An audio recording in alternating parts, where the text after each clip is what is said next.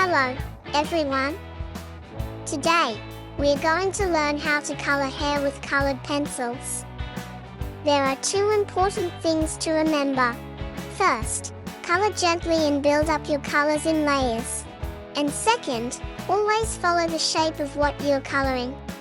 If you can master these two tricks, you'll be able to create beautiful, soft-looking hair. But before we jump into hair, let's warm up with two fun missions. Mission 1, the sphere first. Now, let's practice drawing lines that follow the shape of the sphere. Start near the center and gently curve your lines outward. See how the lines follow the round shape. That's the secret to making our drawing look three-dimensional. Remember, keep your strokes light and gentle. Let's practice coloring a sphere. Choose one colored pencil that you like.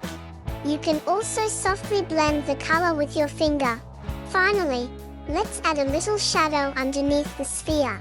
And there we go. Our sphere looks round and three-dimensional. Mission 1, complete. Mission 2, a juicy apple. Now, let's move on to mission 2 and color an apple. This time, we are going to use 3 colored pencils. Choose 3 colors, a light, a base, and a dark. For example, you could choose yellow, red, and brown. Let's begin with the lightest color. Look for the part where the light is shining on the apple. Gently color the whole apple while following its curved shape. Nice and easy. Next, let's add our base color.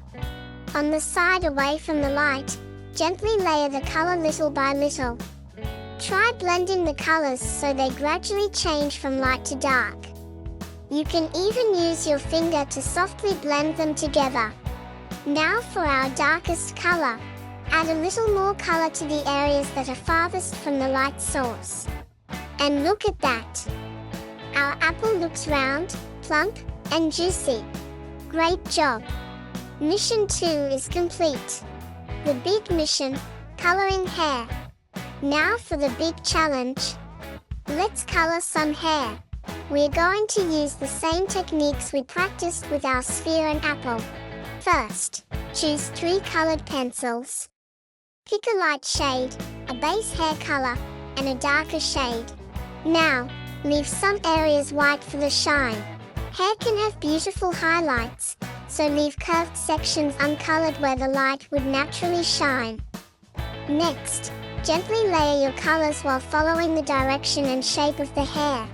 For areas that are naturally darker, such as underneath the bangs or around the back of the neck, add a little more color.